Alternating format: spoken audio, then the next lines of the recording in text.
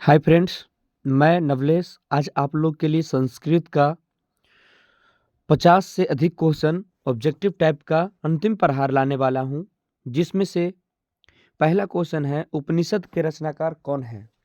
तो उपनिषद के रचनाकार जो है वो है कौन है, महात्मा विदुर है, महर्षि वाल्मीकि है कि महर्षि वेद व्यास है कि कालिदास है। तो आप लोग का ये आंसर इसलिए बता दिया गया है पहले रेड से कि ताकि दिक्कत ना हो, अंतिम प्रहार में डायरेक्ट उसको दिमाग में सेट करना है कि उपनिषद के रचनाकार कौन है, महर्षि वेद व्यास है। चलते हैं, अगला प्रश्न कहता है, अगला प्रश्न कहा गया मंगलम पाठ के रचनाकार कौन है।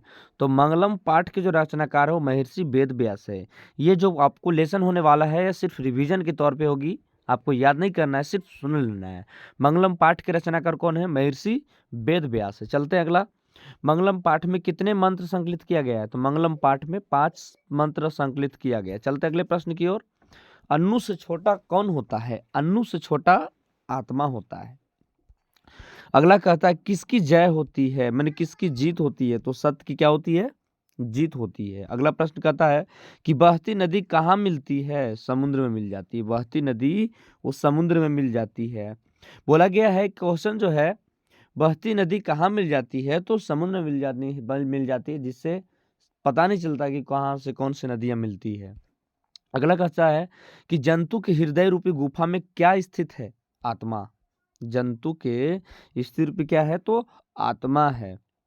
चलते हैं, अगले प्रश्न करने से पहले यदि आप लोग को वीडियो अच्छा लगे तो अपने दोस्तों के साथ शेयर करें, लाइक कमेंट सब्सक्राइब करें, बेल आइकन दबा दें ताकि वीडियो सबसे पहले आपको तक पहुंचे। विद्वान अपना नाम छोड़कर किस में मिल जाता है, तो परमात्मा में मिलना चाहता है। बोला गया अगला प्रश्न कहता है कि देवलोक का मार्ग किससे प्राप्त होता है, तो सत्य से प्राप्त होती है। देवलोक का मार्ग किससे प्राप्त होती है, सत्यलोक, सत्य से होती है। सत्य से क्या प्राप्त होता है, देवलोक। सत्य से क्या प्राप्त होता है, देवलोक। मृत्यु को बस में कौन कर लेता है, तो विद्वान। विद्वान कर लेता है, मृत्यु को बस में कर लेता है।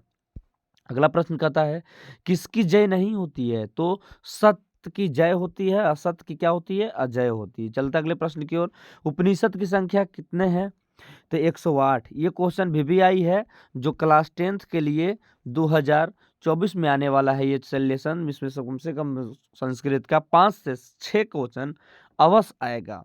उपनिषद में किस महिमा का वर्णन किया गया है, उपनिषद में किस महिमा का वर्णन किया गया है, तो परमात्मा का। चलते हैं अगले प्रश्न की ओर, कहता है सत्य की मुख किससे ढका हुआ है, तो हिरण्मयन पात्र से। हिरण्मयन पात्र से क्या हुआ, सत्य का मुख ढका हुआ है। सत्य का खजाना कहाँ है, तो देवलोक में। सत्य की खजाना कहाँ है, देवलोक में है। चलते उपनिषद के अंतिम भाग में किसका सिद्धांत है, दर्शन शास्त्र का है। किसका है, दर्शन शास्त्र का है।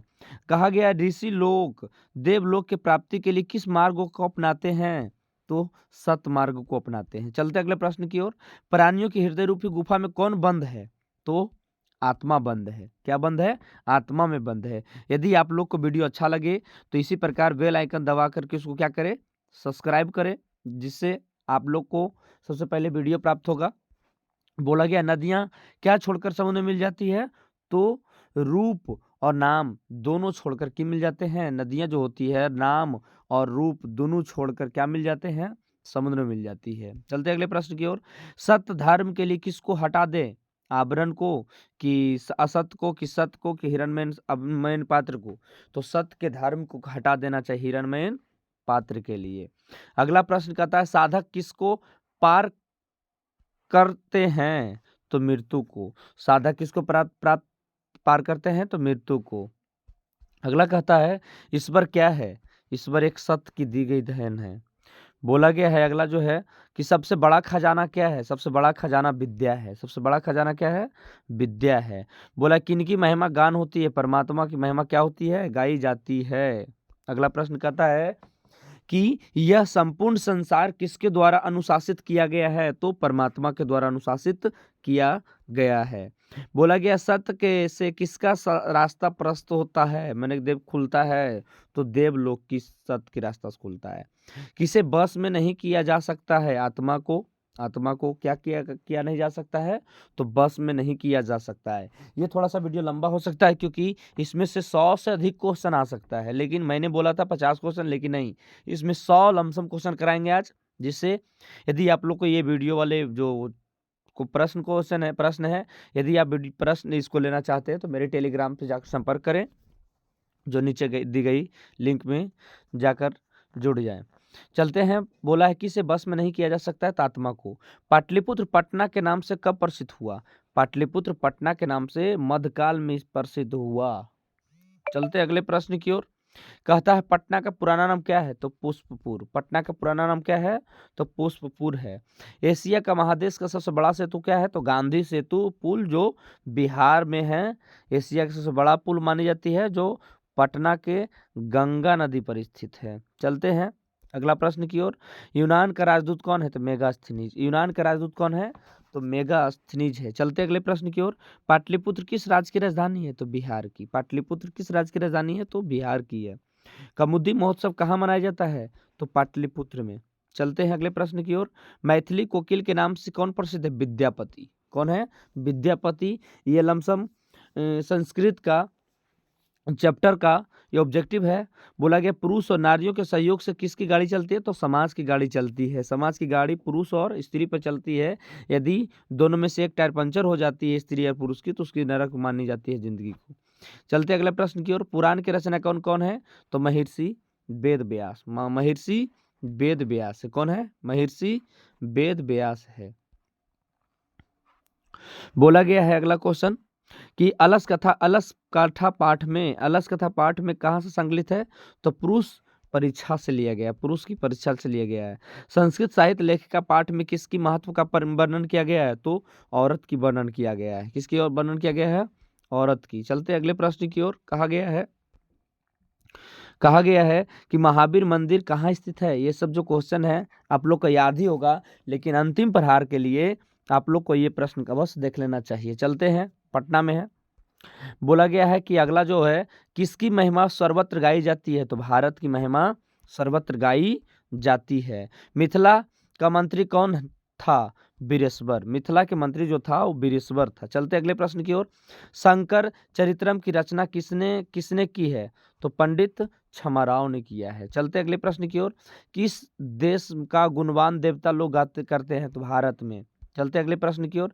केशांत संस्कार किसके अंतर्गत होता है? तो जन्म से पूर्व होती है केशांत संस्कार। पटना नगर की पालिका देवी कौन है? तो पटन देवी है। कौन सा है? पटन देवी मानी जाती है। चलते हैं अगला प्रश्न कहता है कि मनुष्य को कौन नष्ट कर देता है? तो मनुष्य को आलस क्या कर देता है? नष्ट कर देता है। ऋग्वेद में कितनी महिलाओं का वर्णन किया गया है? तो 24 महिलाओं का वर्णन किया गया है। बोला गया वेद की संख्या कितना? ये भी पूछता है। वेद की संख्या 4 है। ऋग्वेद, सामवेद, अथर्ववेद, यजुर्वेद। बोला गया इस देश में देवता लोग बार बार जन्म लेते हैं। कहाँ? भारत में कि पाकिस्तान में कि श्रीलंका में? तो देवता लोग बार बार भारत में ही जन्म लेते हैं। जिस रूप में लोग चूड़ाकर्म संस्कार के अंतर्गत होते हैं क्या चीज? जन्म से पूर्व गुरु घर के कि शैशव संस्कार में? तो चूड़ाकर्म होती है शैशव संस्कार के अंतर्गत होता है चूड़ा संस्क्रम। बोला गया है अगला जो है कि कन्यादान किस संस्कार में होता है? तो विवाह संस्कार। चलते हैं। ये 85 क्वेश्चन तक रहने देते हैं।